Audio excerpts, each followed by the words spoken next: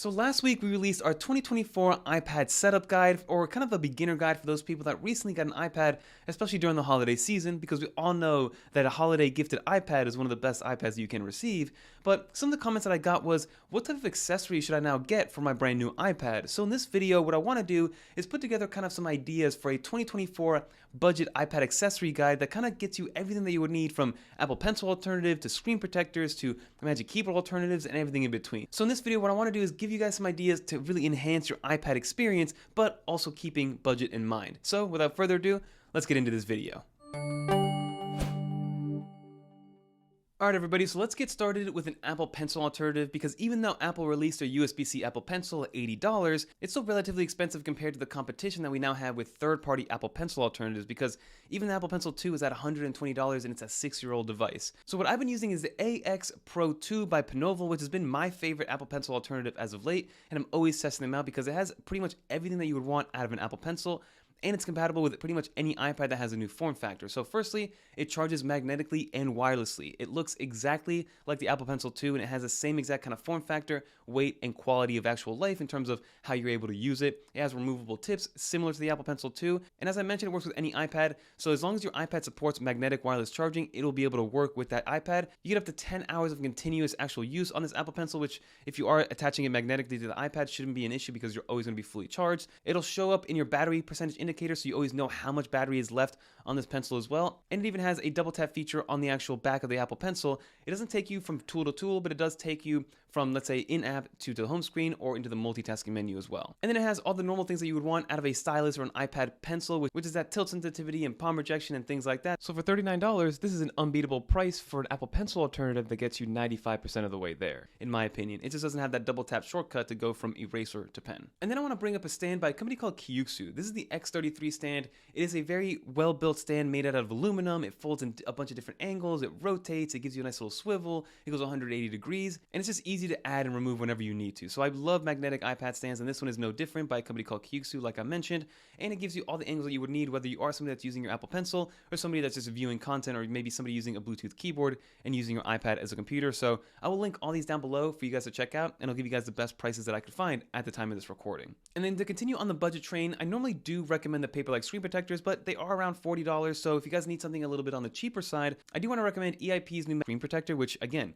hear me out here for a second, because this screen protector is something that I've never tried before, and I really do like it, especially if you're somebody that doesn't want to fully commit to your screen protector to begin with, because when you go with the screen protector route, you know you're committing to having that on your iPad pretty much for good, unless you remove it and then replace it with a different screen protector, and keeps your iPad with that nice little anti-glare look, and keeps your iPad fully protected from anything going on. And then whenever you're done with it, maybe you like to take notes with this actual screen protector on, so when you're done taking notes, you just remove it, and then you can view content on that nice, beautiful, crisp screen, which is how Apple intended you to watch content on the iPad itself. So if you guys are looking for a cheaper screen protector, I believe this one's $19. Definitely recommend checking this one out by EIP. And another product by EIP is their new keyboard case. Now, I'm not a super big fan of third-party keyboard cases, especially the ones that have an actual trackpad, because even though the Magic Keyboard for the iPad is still $350 for the 12.9-inch iPad Pro, it's one of the accessories that I'd recommend to most people, because it's very hard to get a one-to-one kind of experience of what Apple gives you compared to a third-party keyboard, and I've tried a bunch of them. But this one gets relatively close to exactly how Apple wants you to use a trackpad. So firstly, from a Bluetooth keyboard perspective, it's perfect, right? It has everything you need. It's chiclet style. The keys travel perfectly far. And for $69, it's hard to complain about the build quality, because it is made out of plastic and it does have that nice rubberized material on the rear for protection, but it is very well built and the quality is amazing. You get a backlit keyboard, you get a full row of function keys, you get 7 different RGB lights if you guys are into all the different RGB colors on keyboards. So that's awesome. And then you do have the trackpad. Now the trackpad for the most part works great. It's very hard to come one-to-one, but the gestures seem to work. The pointing clicking seems to work very well. It's very easy to use. It's very familiar. You can touch to tap, but you can also physically tap all the way down for this keyboard to work how it's supposed to work. So I'm very impressed for what you get out of it, because you get the trackpad, you get the keyboard, and you get a case, because this is a detachable keyboard. So you get an actual case for your iPad itself. I have it in the 11-inch variant with the 11-inch iPad Pro, but obviously they do make it for the 12.9-inch, the iPad Air, as well as the iPad 10th generation if you guys want to check it out. Get a very fully protective case that kind of wraps around the entire iPad. It holds your Apple Pencil in a different Apple Pencil holder, but also still allows you to charge your Apple Pencil even though the actual sides of it are covered. And then of course you get a full Bluetooth keyboard and a trackpad for your iPad. So if you're in the market for a keyboard and you don't want to spend $350 on a Magic Keyboard from Apple, or even like their keyboard folio case, which I believe is $200, this is definitely a good alternative at $60, so definitely check it out when you get a chance. So now that we got the mainstays out of the way and I saved you guys a bunch of money on the budget side of these things, like we got the keyboard, we got the screen protector, the Apple Pencil, we got the stand, all the main stuff is there. So now let's talk about some auxiliary accessories that kind of just help improve the overall experience of the iPad. So the next product I want to talk about is by a company called Hyper, and it is their 6-in-1 USB-C hub, and what I like about this is that it's relatively unique and also inexpensive. So all you do is you plug this into your iPad itself, and then you do get an HDMI port, you get a USB-C pass-through port for charging that supports up to 90 watts, you get an SD card and a micro SD card slot, a USB-A 3.2 Gen 2 port, as well as a 3.5mm headphone jack. So if you guys are using thumb drives, or if you guys are using external SSDs, or you like to maybe use an HDMI cable to kind of put your iPad onto a monitor, this will be perfect for all those scenarios, and it's small, it's compact, and it's well built, and it matches the Apple aesthetic. But then also you might see that there are some music controls on the actual top of the USB-C drive itself, and it does exactly what you think it does. So it lets you go forward, it lets you go backwards, it lets you play, pause, whatever your kind of media you're using. And it works with literally anything. It could be a video from Safari, it could be in YouTube, it could be in Spotify, Apple Music. Whenever volume controls can be used, this thing will work exceptionally well, which I absolutely love. And then I wanted to throw in a mouse in here because obviously people like to use the trackpad and the mouse together sometimes, like myself included.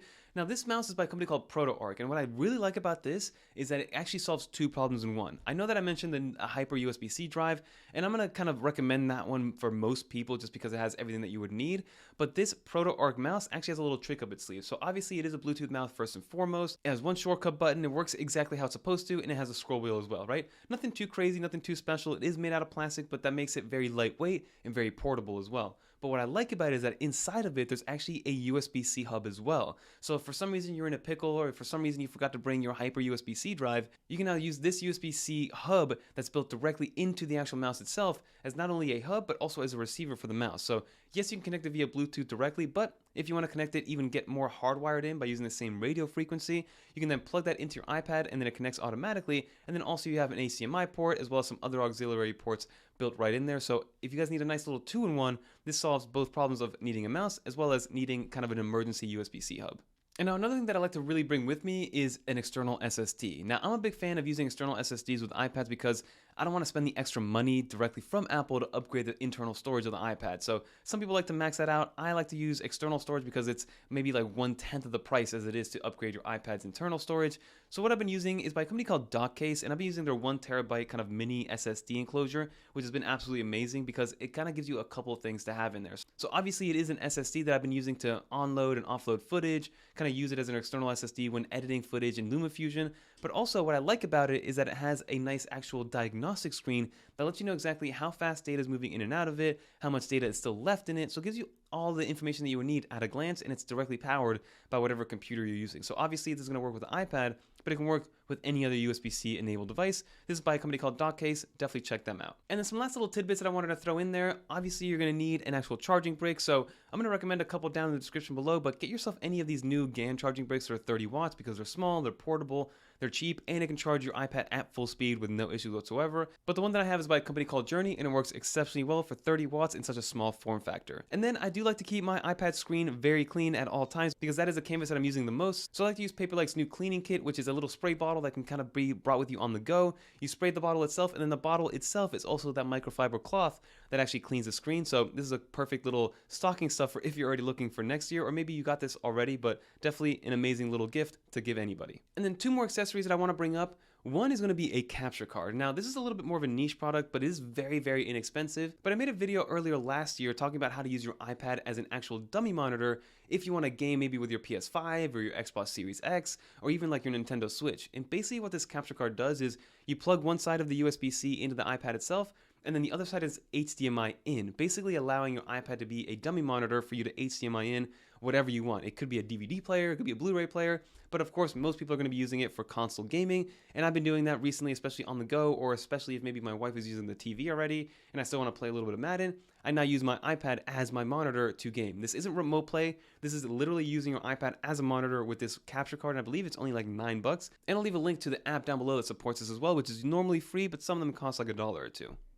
And then the final accessory I'm going to bring up is some sort of carrying case. I like to use the one by Satechi. I've had this one for years, and still it holds up so well. It can fit pretty much any laptop that you want up to, I believe, 15 inches. It's lined with a microfiber lining. It's got some pockets on the front, some zipper pockets for you to put small chargers, like all the things that I mentioned. And I believe you can fit literally everything that I mentioned in this little carrying case by itself. And I think it's only $30, and it's very high quality. The zippers are amazing. The microfiber lining keeps everything protected and clean whenever you take out your laptop or your iPad. And like I said, it fits everything that I mentioned earlier. But that's going to do it for this video, everybody. I wanted to bring to light some budget accessories that I've been using that I really highly recommend, because it gets very expensive to buy stuff directly from Apple, even though, yes, maybe it is the best experience. But $350 for a Magic Keyboard, $120 for an Apple Pencil, maybe some sort of screen protector directly from Apple will be like $40 to $60. Things start to add up very quickly. So if you go with this budget route, for like less than $300, you can have everything you need for your iPad, maybe even less than $200. So let me know in the comment down below what you think about these budget accessories. Have you tried any of these?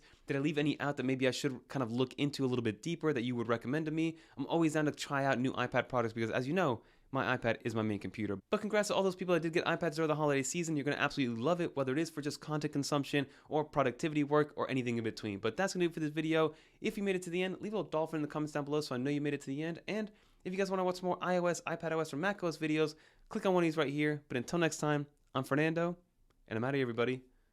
Peace.